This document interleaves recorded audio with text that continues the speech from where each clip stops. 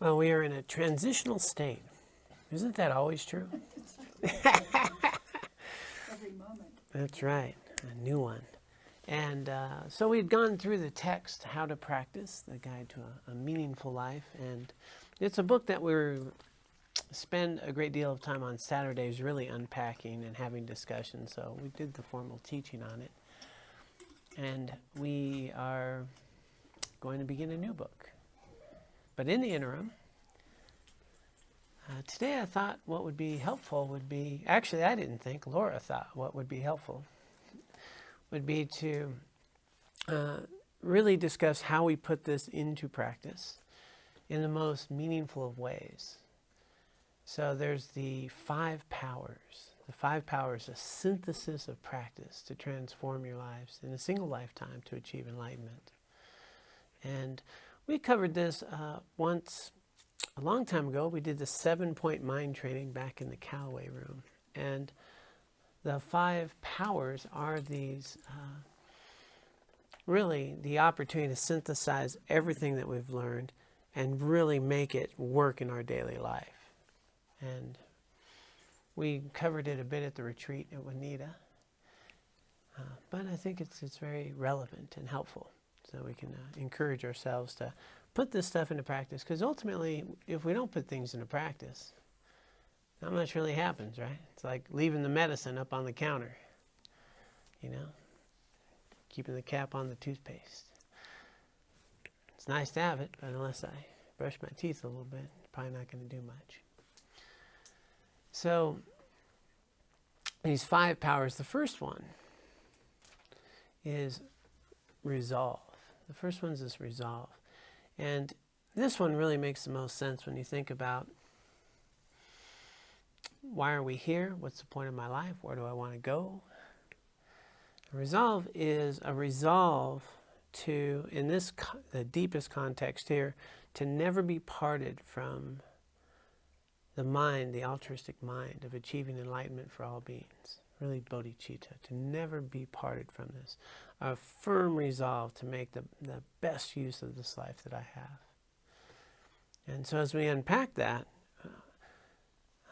in order to really establish a firm resolve, we have to know, well, what is it that we're resolving to? Where do I want to go? What's the point of my life? And is obtaining enlightenment a good goal for me? And unless I really have a clear picture there, it's going to be hard to get there. So the analogy we've used a lot is that if I don't have a destination in mind, I don't know what map to buy. Right? Don't know how to get there. How can I make healthy decisions today to get where I'm going if I don't know where I'm going? And I think this is critical. I think that this is kind of the biggest problem that most people have in life is they just don't really have a goal for this lifetime. They might have a 5-year plan for success. One of my cousins has a 6-year plan. She posted it on Facebook. First person made a comment, great, now do it in 4 years. And so it's like real interesting when we have a plan like that, you know, I want to get a degree, I want to, you know, accomplish this. We will do all this work. We'll set our business plan up. And but what about our lives? What about the highest use of our lives, the meaning of our lives? Where's that plan? And how do we engage in that? Is our plan simply to, you know, try to feel good as much as possible? Really accumulate a lot of pleasurable experiences? Try to get to a lot of good concerts, hang out with some nice friends. Try not to get sick too much. Get some vacation. Is that the meaning of life? And if it is, good luck. Good luck. Because ultimately, most of those things are, to the highest proportion, out of our control. We don't even have much control over the price of gas, let alone, you know, whether there'll be an earthquake or not, or whether a tree will fall down and smash our car. You know, life's a very busy place out there. And so So that's one thing. We could spend our life, trying to get lucky a lot, have a lot of pleasurable experiences.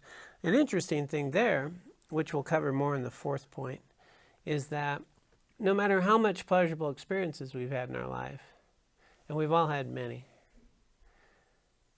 when we are in tragedy or despair or sadness, all those pleasurable moments don't seem to do much for us at that moment. Doesn't matter how many great vacations we had when we're in pain and suffering today. Doesn't matter how many awards I have hanging on the wall or newspaper clippings when I'm suffering today.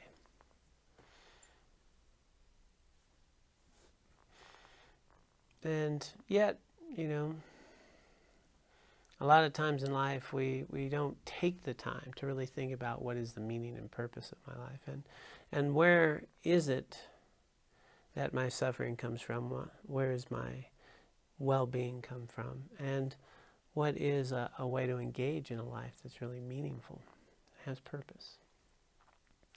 And so here we got to have a resolve. If we're on a Buddhist path, it's pretty straightforward. How about we eliminate all the mental afflictions that create suffering in my lives and learn to know who I am and what the world really is all about.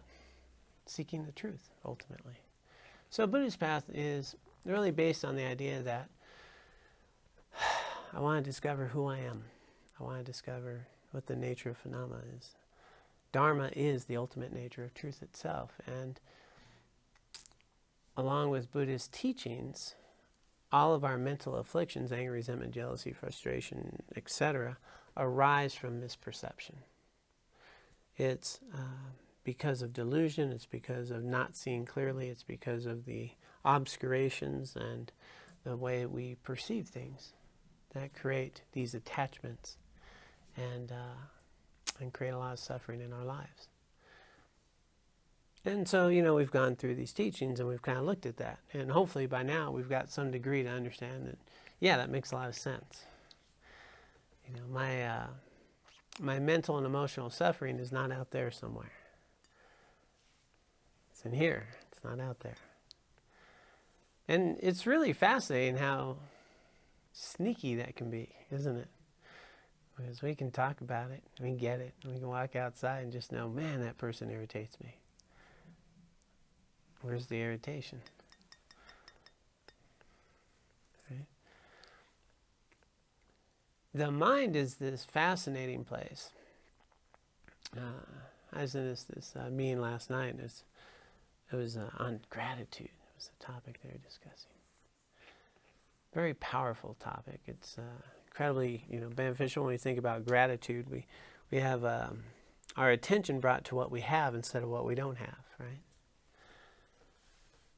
And when we reflect upon it, the only difference ultimately between whether I'm feeling content, fulfilled, and grateful, or upset, angry, resentful, and jealous is what I'm thinking about. Right?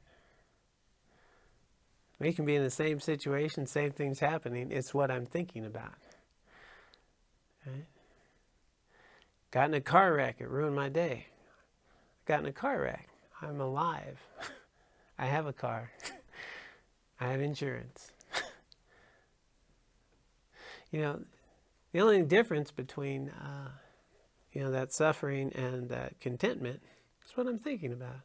Christian, I remember you telling me a story. So he was out hiking. He was on this thing there hiking. The person leading the hike said, we're going to hike for 3 hours. So 5 hours later, one of the group is really struggling with when are we going to stop, right? Whereas if we just said, well, we're going to hike for 6 hours, 5 hours into it, you wouldn't have a problem, huh? If I say, okay, well, let's do a 10-minute meditation. Oh, you know what? No, let's do 24. Wow, man, we got to really do 24. Or if I say, well, normally we do an hour, but, today we're just going to do 24. Oh, that's easy. I can do 24.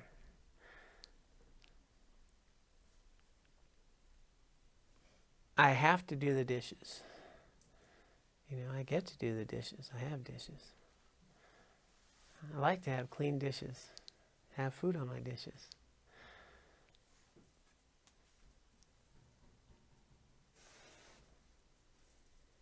When the boss gives us an extra task that I have to do, you know, and when is the task not just simply something I like to do? It doesn't matter.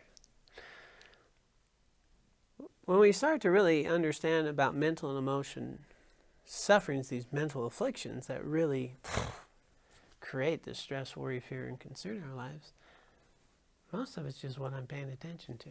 What thoughts am I watering? But it's here, it's not out there. You know, when we really get some perspective on things, right, our big problems in life, you know, when others are blind and we got bodies washing up on the shores trying to escape Syria, and people that can't read or write, and we sit here and think, you know, why can't I have Wi-Fi on a plane? It's really frustrating. I have to sit here for 2 hours without entertainment. It can be very frustrating. It can be very frustrating. Or my flight's delayed for an hour. So if we start really paying attention, we start realizing that, you know, I can live this life in a way that's meaningful, has purpose, and eliminates mental and emotional suffering, and have some well-being, peace of mind. But ultimately, that's an inside job. And that the way I perceive the world, the experiences I have a lot to do with me. It's not only me, but it has a lot to do with me. And through the teachings that we've covered to this point, we recognize that how I experience you, whether I find you interesting or not, or annoying or wonderful or funny, is a subjective experience, and that karma that I've created previously has a lot to do with how I experience you today. Basically, it's the lens through which I experience the world I live in. As I change my karma, I experience everything differently. The same food tastes differently. Things, I have a different experience, you know. And we all know that, right? When we are experiencing someone, somebody else doesn't like them, somebody does like them. You know, some food we like, some people don't like. And yet, even if we step out and we understand that this life's a very subjective experience, and that my attitude, whether I got enough sleep last night, and how I feel today has a big impact on how I'm experiencing everything. We really think that the outside world is what's causing me to be happy or sad or fulfilled or angry or upset. And if all that was just a little bit different, I could be happy. Especially if I had a banana split right now. That would do it. So we've had these talks. We kind of get it. But what are we going to do about it? Are we going to say, well, this makes sense, and now I'm going to make a commitment, to make a resolve in my life that I want to have when I die? Do I want to die without regret? Do I want to die having not wasted this incredible, rare, precious human rebirth that I have, the opportunity to obtain enlightenment for the welfare of all beings, the opportunity to have lived this life in ways that cultivate a spiritual path that leads to the end of all suffering? Do I want to do that? Yeah. Or do I just want to go skiing?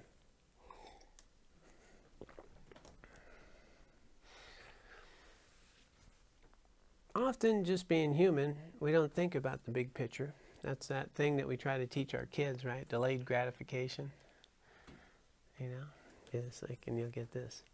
And so, if we're really going to cultivate this first power, which is what is going to be the barometer to help me make the healthy choices in my life that eliminate suffering, well, I really need to have a firm resolve. I need to have a resolve, a commitment, this bodhicitta that says,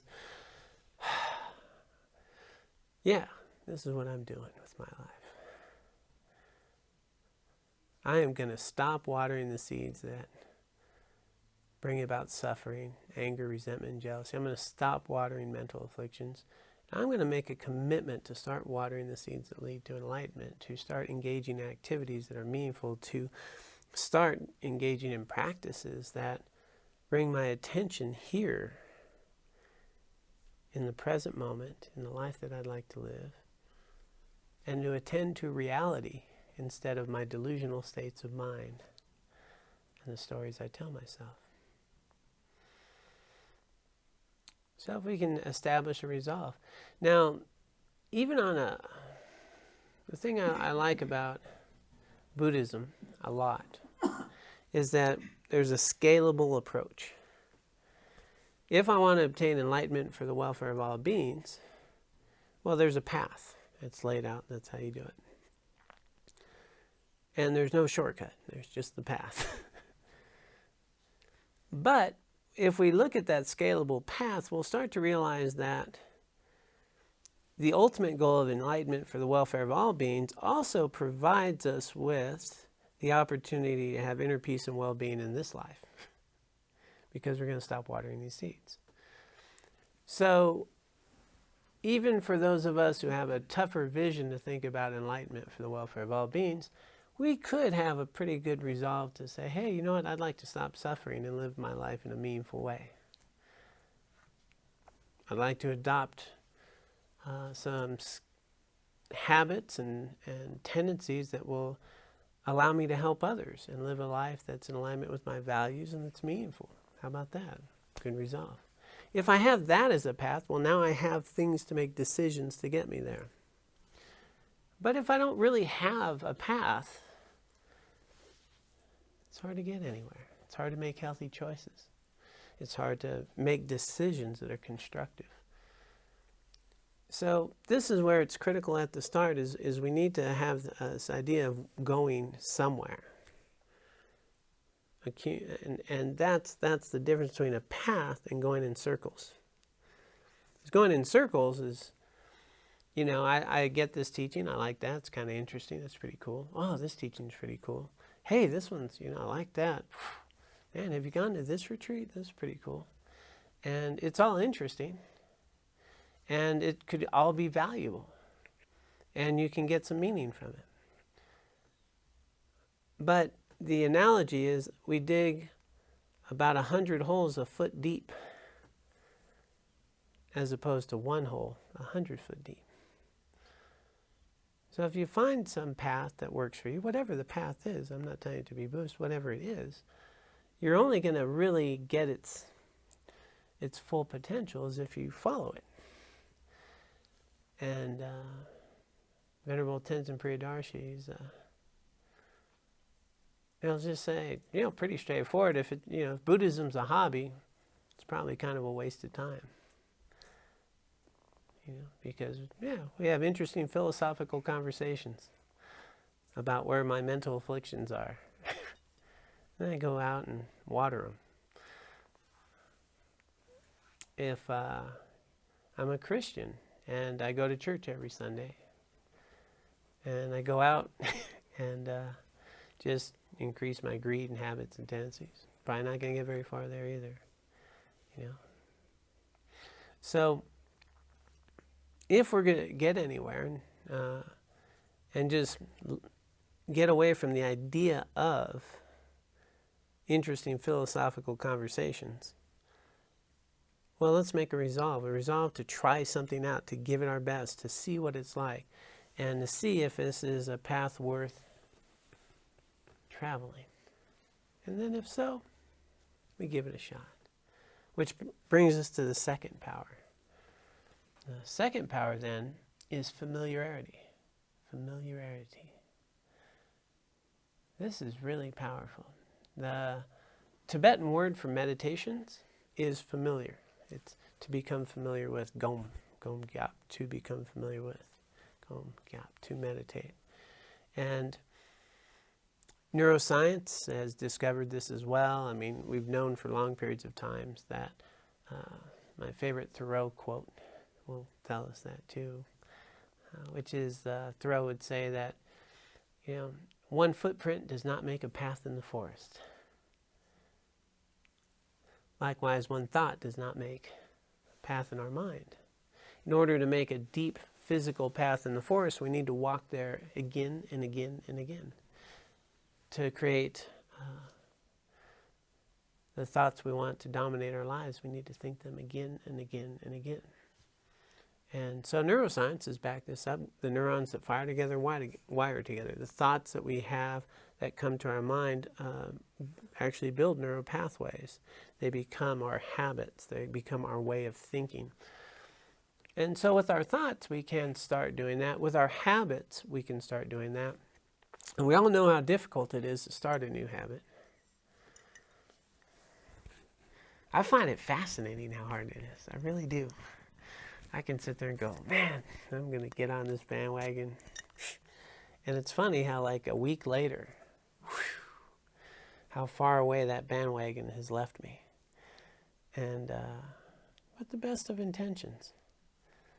But familiarity is the key, really the key to say, here's the tools and the path, and here's the habits and the tendencies I want to water. And so if I am to train my mind to stop being a busy, wandering place that grafts onto things and tells me what to worry about and stress over and desire and do all that and drags me away from just even being present, well, how's that going to happen?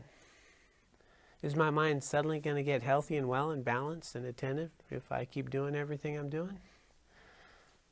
Or will it require a little bit of training, mind training, training the mind to be present, meditation? So we develop a habit, maybe, of meditating every day.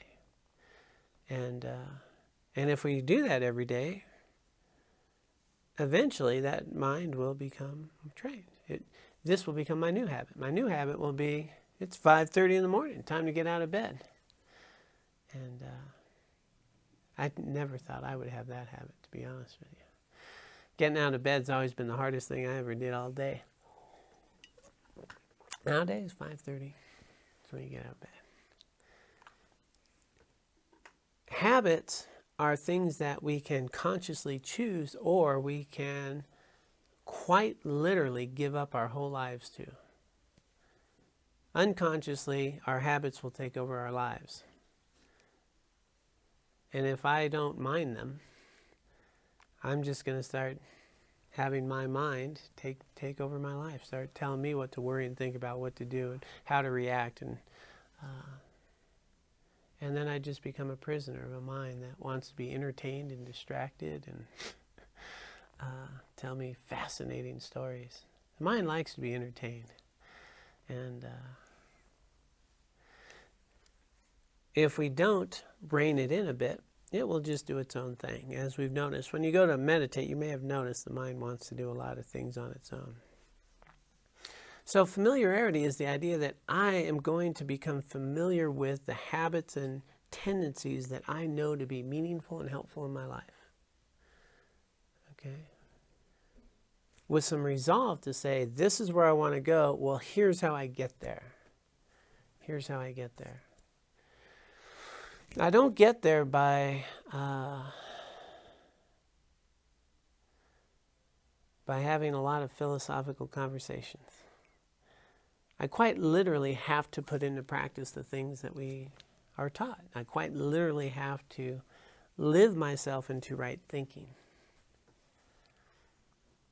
And so familiarity becomes the practice. So at the monastery, we get up at 5, we're at prayer hall by 6. That's where we're doing prayers. They're already getting the mind going into our virtuous state of being. We have our breakfast and our prayers. And it's very regimented. So in the military, they have the same thing, right? The military will regiment you to being something else, a killing machine. But they'll train you. And after a year of doing that, you wake up very differently. Again, you wake up at 5. You got a different routine than what we did. But you become that. And we quite literally become what we do. And so we never want to underestimate what we do and what we don't do. Every time we engage in something, it's creating an imprint. So every movement of the mind creates karma. So it's an activity. It creates an imprint. So when we want to start some good healthy habits, first it's going to be difficult because we have other habits. But if we do it again and again, consciously deciding that this is, a life that will never come again, an opportunity that we will never have again, a day that will never come again, and how do I want to live it? Well, now I might have the force, the will, the desire to really engage in healthy, meaningful activities, both of body and of mind. Then, what's that look like? So what we'll tell everybody is, it really looks like first in the morning, every day to go through the 4 thoughts. The 4 thoughts are really just an opportunity to engage in life with an accurate assessment of this rare and precious opportunity. The 4 thoughts that turn the mind to Dharma. This is our preliminary practice. So every day we wake up and we realize what a rare and precious human rebirth I have. Today I have all of the qualities, the 18 very specific qualities to become enlightened for the benefit of all beings. I have this right now. It takes eons of lifetimes to get this life. This opportune physical form, more precious than a wish-fulfilling jewel. You gain its like the once. So hard to get, so easily destroyed, it's like a lightning flash in the sky. They equate it to being like a candle you put outside. Might be lit tomorrow, maybe not. We think we have all this time, don't we? Yeah. So that's that second thought. So I have this rare and precious human rebirth. I have all the qualities. I've met with the Dharma. I've met with these teachings. This lineage behind me, His Holiness, the 14th Dalai Lama, Latte Rinpoche, Geshe Sultan Gelsen. This lineage is almost 2,600 years old, and it's made up of these beings that devoted their lives so that we can be here and have this teaching, so that we have an opportunity to liberate ourselves from suffering in a conditioned existence and to benefit all beings. Spent their lifetime doing that. And they've spent Geshe Gelsen, since he was a little boy in the monastery. Hours and hours and hours practice. In his room, he was always in practice. Latte Rinpoche at the monastery, I'd walk by his door at 3 in the morning, and you'd hear him in there. It's just energy, just coming by the door. And he's in there doing his prayers and his practice, his sadhana. We'd go pick him up to take him somewhere, and he'd come along. He's in his prayers and his sadhanas. You'd ask him a question, he'd answer it, and then right back. Just right back, just always. Not a moment to waste. Not a moment to waste to ripen the mind to benefit all beings. And we have this. And we think, well, what do I want to do on Wednesday night? Maybe I'll go to a Dharma talk. A very different commitment if we really want to ripen our minds. So this is why it's good to have those 4 thoughts to really remind us we have this rare and precious human rebirth. We don't have it forever. Death is certain, time of death uncertain. We don't know if tomorrow or our next life will come first. We really don't. We think we do.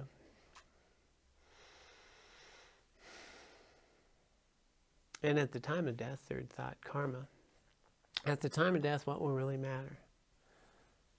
What will always matter is how we lived our life. The only thing that can help us at the time of death is our Dharma, is our practice. It's how we've lived our life. The karma that we're creating today matters. At the time of death, that is what goes on. So how many of us are ready to die today and be okay? That I have not wasted my life, that I have cultivated wisdom and compassion, made the best use of the opportunities that are available to me, and I am fully prepared to continue this journey into the next one, to ripen that path, to benefit all beings.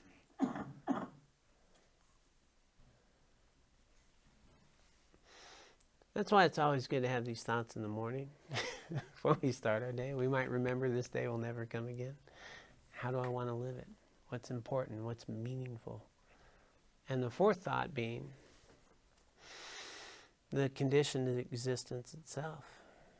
You know, that this lives that we have right now can never offer us any lasting happiness. And that if I don't do something, now while I have the opportunity, I'm just going to be trapped and a prisoner of my karma, lifetime after lifetime, and who knows what that'll look like. So these four thoughts, when we think about familiarity, these are things we would like to become familiar with. You have a rare and precious human birth right now. This day will never come again. How do you want to live it? At the time of death, what's going to matter to you? What would it be like to die without regret? What would it be like to live without insecurity or fear? What would that be like? So there's this path.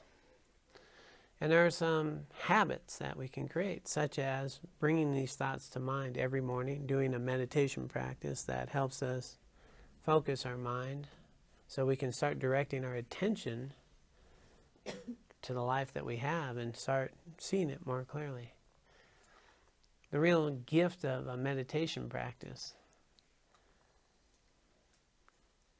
is that we are able to choose one thought over another. And as we just discussed earlier, the only difference between happiness and contentment and anger and resentment is what? That's what I'm thinking about. That's what I'm thinking about.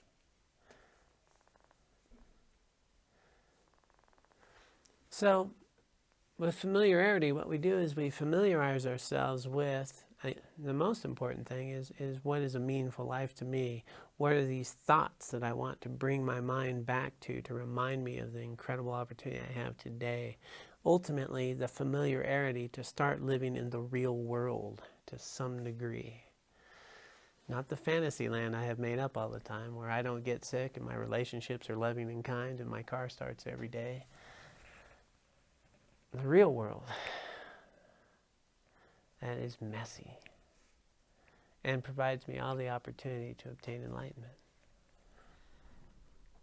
And the reminder that each day is a precious and rare gift that we will never have again. And to ask myself how I want to live it.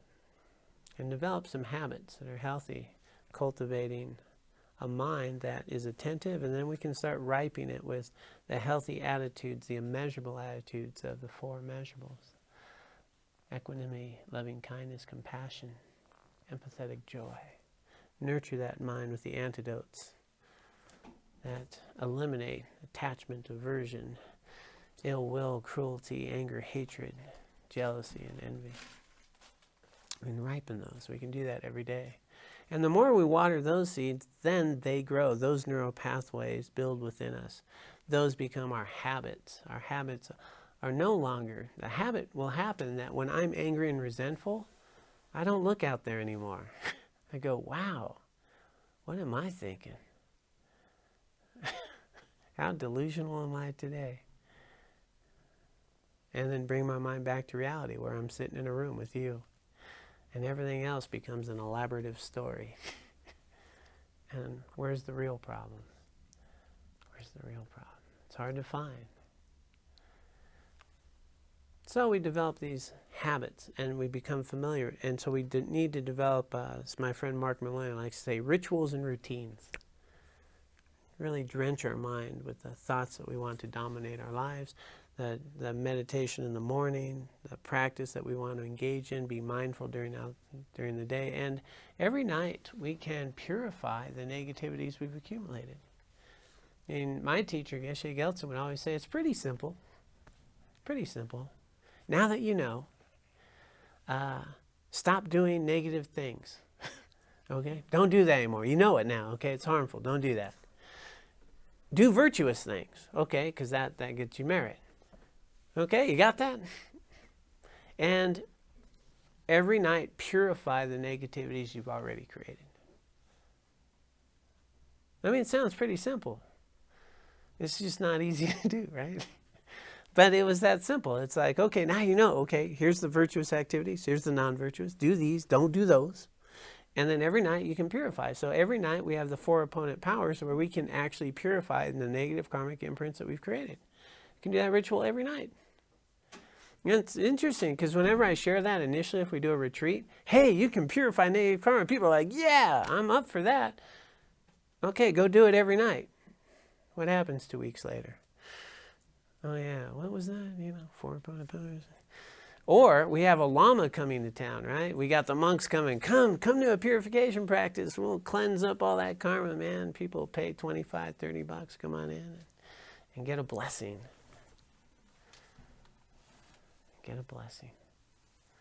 And then we go back out and we haven't changed. It's, the analogy I like to use is like taking a radiant shower of nectar and cleanliness and walking out and jumping in the mud. That stuff doesn't change us.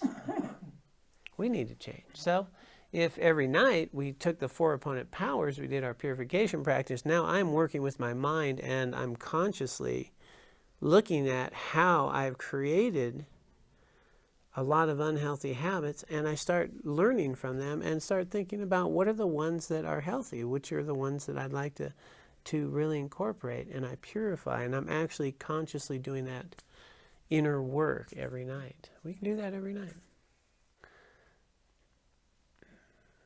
So these are a really good familiarization habit of tendencies that are helpful, that support reality, the fact that we have a rare and precious life that we won't have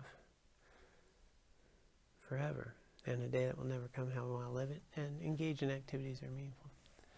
The third one, I can make it. The third one is what they call cultivating the white seed, and it is my favorite. I really like this. The white seed is merit. It's cultivating merit. And in this sense, it says that everything that happens is an opportunity to cultivate merit. Everything that happens. So, and this one is really sort of emphasizing the harmful things that happen in our lives. Right? The things that are painful or hurtful or tragic or disappointing, that those are the actual things that allow us to cultivate merit. You transform those into the path to enlightenment. You transform adversity into the path. That when someone nails my car and wipes it out, you know what really just happened? I just got rid of a bunch of bad karma. How I respond, I can cultivate merit, or I can water the seeds of anger, resentment. What do I want to do? Car's already been wiped out. Getting angry and resentful about it? What am I watering? Or I can transform that into care and concern about the person who wiped it out. And what is a healthy way of dealing with the situation? And at the same time, a lot of karma has ripened and left me. So, a lot of people know the story about me just before Tibet, busting my knee up, not going to Tibet, not leading, that great trek around Mount Kailash. So what really happened was I got rid of some karma. My knee got busted up, and I was able to stay an extra couple weeks with Laura. Turns out I got married. Worked out. But at the time, we get caught up in all the drama of it, right? People can. And so every event that happens, and if it's a harmful event, taking that pain on, well, that pain is we're actually eliminating negative karmic imprints. That's leaving us. And how I respond now, I can cultivate white seeds, the seeds of merit and potential. Or I can react, get angry, resentful, and water those seeds. So every activity, every person you engage with, everything that you do, you can cultivate merit. This is the talk that brainwashed me into becoming a Buddhist practitioner. There's a Geshe Sangye, who's I guess, going to be the new abbot of Ganden Chartse Monastery. Many years ago, I was at a talk, these monks in Long Beach, and Geshe Sangye, he said that everything you do, you can be cultivating the thought, may this be a benefit to all beings, including going to the bathroom. He's even talking about, may the germs be helpful, and all that. And but he meant it. Like when he held your hand, there was such love there. Everything we do can be beneficial. Every interaction we have has meaning. Everything we think, say, or do has an imprint. And we can really cultivate the mind of bodhicitta through our interactions in everything. Those of you that come often, you always talk about how we give a tip. May that help them feed their kids. When we pay our taxes, may this really help with the communities. When we, all these things we do, we can be bringing intention into them and cultivating a mind that is a benefit to all beings, and every interaction can have that. So cultivating the white seed. And when harmful things happen, number one thing we have to come to mind with is, it happened. There's a lot of time in our mind we spend on thinking how it shouldn't have happened, and how wrong it's happened, and how, self-righteous we could be about how it shouldn't have happened, and what just this whole mental affliction of how things should have been different than they are. And after just destroying all of our merit, going on these tangents of mental afflictions and watering the seeds of anger, resentment, and jealousy, guess what? It still happened. It still happened. And then we eventually accept it, and then we might do something about it. So number one is to realize that things happen. Things happen for a reason. And now that it's happened, I can cultivate merit, or I can destroy it. I can water the seeds of attachment and aversion and ignorance and anger and resentment and jealousy, or I can water the seeds of wisdom and compassion and cultivate a path to enlightenment, because everything offers me that now that it's happened. And then the next thought around that is, when do you grow the most? Do you grow the most when everything's really peaceful and easy and flowing? Nah. No. We grow when we have tragedy and pain and suffering and adversity. That's when we grow. So these are opportunities to really recognize these mental afflictions in our minds, opportunities to really cultivate a path. So when adversity arises, those are the opportunities, our highest potentials to come in and to really cultivate a path to enlightenment. It's the best times. I don't encourage people to go looking for those. They'll come on their own. But when they're there, take advantage of them. Take advantage of adversity. The fourth thought. It's got a great title. Abhorrence. To abhor something. And it's really to develop that level of almost this vile aversion to samsara, to my delusions, to stop finding pleasure in my delusions, to stop watering the seeds of my delusions and attachments of this lifetime, and all the things that prevent me from cultivating a path to enlightenment. Abhorrence, which is challenging, because Tenzin Palmo, Venerable Tenzin Palmo, say, everybody comes to me and asks me how to work with their anger, how to get rid of it. Nobody comes to me and asks me how to let go of their greed.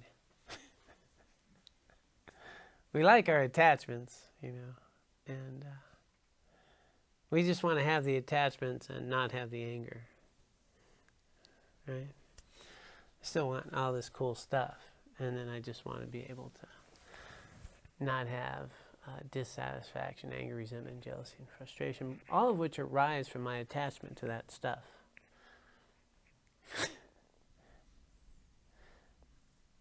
So this is where we want to really, and to make it more, I think tangible for me, is to really take a harsh view at my delusions. I want to attack my delusions. I do not want my little fantasy mind to tell me my life's going to be all better if only this happens. And how incredibly divine my banana split is. And what joy it will bring me. To stop watering that mind of attachment and delusion that really says that you're my problem or that's my thing. To stop watering, just being distracted with the enticements of samsara that provide these temporary moments of pleasure at the expense of clarity and wisdom that lead to enlightenment. And there's a big difference between being able to actually love someone and be attached to someone. With love, you can't have any pain. With attachment, you have a lot of pain. So that's the idea of starting, this is a finesse point, because people, when they hear like abhorrence and samsara, and they can go too extreme and become really bitter and brittle, as Tenzin Priyadarshi would say, which means you don't enjoy, it's not that you don't, to be a renunciant does not mean we don't enjoy the banana split. I'm on a banana split thing right now, by the way. There's only one place in town to get them. You know that? I find that fascinating. Red Rock. I'll meet you all there afterwards. But it's not that we don't enjoy it. It's that we don't water a delusion about how this is delicious, that this is the meaning of my life, that this is wonderful, or that my partner, I can't live without you, I can't, the attached delusion where it says that I need something automatically creates dissatisfaction with what I have. It automatically sense a neurotic sense of lack when we have everything. And these conditions out there, whether I was in Chicago, right? Some of you know I've got a book. It's coming out, so they flew me out there to do a whole book signing thing, and it's really nice. These folks wanted to take me out to dinner. They're authors, so it's nice. And they took me to the Green Zebra, vegetarian restaurant, really high end, really fancy, and their specialty was, I'm going to get this wrong. Morels. Thank you. Morels. It's mushrooms, right? It says morals. Yeah. I'm big with the morals, but yeah, not the morels. So that was like the thing, right? $33, and they have them in these 3 different ways, and and all this stuff, and they had this other menu which I didn't understand half of it, so I went with the morals. And they were really good. They were really good. Don't get me wrong. It was delicious. Or was it? I had a delicious experience eating them. And, but I'll tell you what, the night before I was at Qdoba with a burrito, a bean burrito with everything on it. Some nice salsa. It was $8. And I'll tell you what, I enjoyed this potentially even a little more than this. Not that this wasn't wonderful, but this is where we want to, when we come to reality checks a little bit, is that we will build up stories about, because that's only available, 2 weeks out of the year, I guess, those mushrooms, right? They're really special. And they're cooked in a certain way, and we do all that. So this is really special, and this isn't so special. But when we get the taste in my mouth, I don't think there's a lot of difference, really, as far as the pleasure. We can be in our front yard and have incredible pleasure. We can be in Kauai on the beach and have incredible pleasure. When you get to the pleasure point, it's going to feel a lot the same. You can be on the beach in Kauai and be miserable. Right? All this elaboration is a pretty fascinating story we tell ourselves. And then we build up these exotic stories around it. We become attached to that beach in Kauai. Become attached to the 2 weeks a year we get morels. I'll get it. The things that we get, that person in my life that I couldn't live without, 3 years later I can't live with. It happens, doesn't it? My best friend, who I value, becomes the person I can't stand. Just all these things that we label around. And so when we think about abhorrence, we want to abhor the delusional, elaborative storytelling and start to let go of those types of things and say, what is it I can actually depend upon? What's real? And what's real is that I'm going to feel a whole lot better about helping a friend out instead of going on this hike I've wanted to do if I have to lie to my friend and go on the hike, right? My friend needs my help. Well, maybe I'll help them. Ultimately, we feel better when we do things that are meaningful and have purpose, and that the other things come and go, and that no matter how many pleasurable experiences we had, as we started with at the start of this talk, they do not provide us relief when we're in despair, do they? I used to work in the media industry out in Southern California. Clients are all in the movie studios. And I'll tell you what, it doesn't matter how many awards they had, didn't matter how many paper clippings, when they were insecure and fearful, they were insecure and fearful. When they were depressed and seeking treatment, they were depressed and seeking treatment. And those pieces of paper didn't mean anything. How many award shows they did didn't mean anything.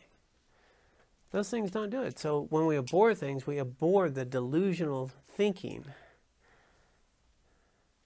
of samsara that entices us away from the truth. Let go of the delusion and focus on behaviors and habits and attitudes that cultivate an inner peace and well-being that has substance and purpose and a path. And one in which you can enjoy and love the people that are in your life openly, without attachment. For in truth, that's how we can only love someone. Dalai Lama likes to say, the best kind of love is when our love for someone exceeds our need for someone, right? Yeah, so we appreciate the time together.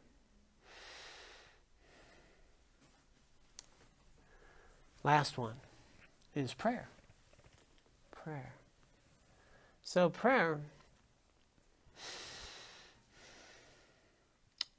I like to invite people to think of prayer a little differently than they usually do. A lot of times when we think about prayer, we're thinking about reciting a prayer.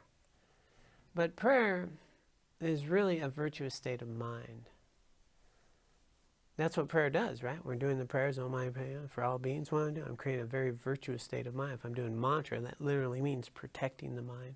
But when I'm wishing you love, when I'm wishing you well, when I'm sending metta, that's a prayer, is it not?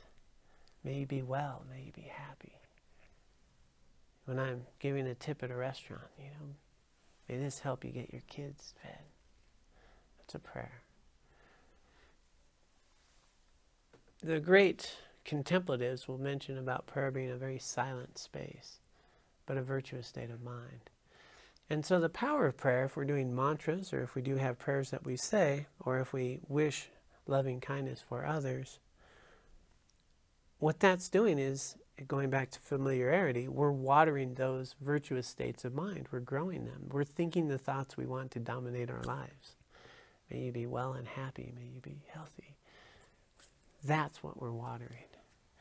And so a prayer in this sense, and we have these prayers in the morning at the monastery where we're going through the four thoughts, where we're going through seeing the suffering of all beings, where we are going through cultivating compassion for all beings and seeing all beings well and happy. I mean, these are the virtuous states of mind we get to water. They become our habits. And it's very difficult to go from loving kindness for all beings to you're an ignorant jerk. It takes a little longer when you're wishing well. There's a buffer. You can still get there, trust me. But, yeah, trust me. You can still get there. So, but it is this great antidote to watering the seeds that are virtuous states of mind. So to really put this all in a piece, where this becomes a productive way of living our lives, including the 5 powers, is to every day wake up and set a resolve to not waste this day. To become familiar with habits and tendencies that you want to dominate your life, practices that are meaningful to you, that enhance the healthy behaviors you want to incorporate. When challenging events come, think of it as an opportunity to cultivate merit. Don't get caught up in the fantasies of the TV commercials and ads that will tell you you'll find your bliss here. Because the bliss is here, not there. And as much as possible, bring to your mind the thoughts that you want to dominate your mind with prayer. The prayers that you want to water in your life, that you find meaningful. That's a good way of engaging in your day every day. And that could apply to whatever religion you choose, couldn't it? These are the 5 powers that transform your life. And these 5 powers work. So if you happen to be a Buddhist, it might just get you enlightened. Could even be in this lifetime. All right. Well, that brings us to 7. We got them in. So let's do a little dedication. Thanks for joining us on... Oh, no, we have announcements. We have some exciting announcements. I don't want to exaggerate. But we have some pretty exciting announcements. They are, indeed. The newest announcement is we are going to be hosting Tenzin Priyadarshi again here in Carbondale. That's going to be happening on July 30th in the Callaway Room. Right here, it'll be a one-day retreat with him. Sounds like it's going to be a pretty special time. Friends from all over we're hoping will attend. So that's the newest. Look for updates and all that on the website. We'll also, as things develop, I'm sure have some other sort of media flyers and things like that available. We're continuing our Saturdays. It's Saturday Chenrezig practice here starting at 8:30 in the morning, and then book study starting at 10 a.m. So this coming Saturday we will be doing that. The monks are coming again, as they did last summer. They're coming at the end of August this year. So there'll be more details available as those develop as well. We're always asking folks if they can become a spiritual friend, if they would like to, for the center here. Dharma's always offered free of charge, free will donations, but the center needs to have its needs met as well. So if you have the ability and the desire to support, then you can find more information under the tab on the website, Become a Spirit Friend. And lastly, an exciting development, we are taking pre-orders for the book, a signed copy of The Wisdom of a Meaningful Life by John. So the book will be coming out, sounds like in July. And John's putting forth, if you want to pre-order, he will order, and Laura will order the books here, sign them, and then get them to you, so it's not a back and forth thing, purchasing from Amazon to yourself, sending it here, signing it, sending it back. So it's kind of a elimination of a step as well. So there is a sign-up sheet, and you can see Laura if you want to pre-order books. And there's maybe the galley copy. Yeah, there's a Look at copy it. out there, yeah. Yeah. Thanks. All right, thank you. Yeah, we're really excited about Venerable Tenzin Priyadarshi. We got that message yesterday. Said, yeah, we'll have a day. You want to have me. So always a precious opportunity. Okay, well, let's do our dedication.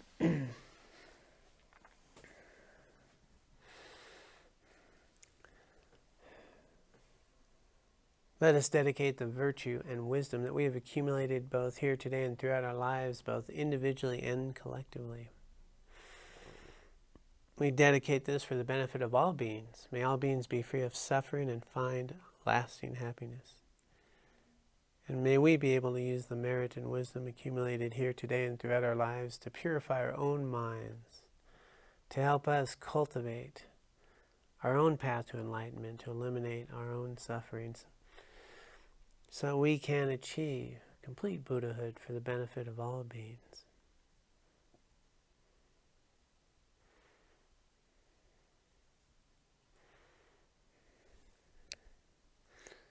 All right, well, thank you all so much. May you be well. Try to stay out of trouble. Thanks for joining us online.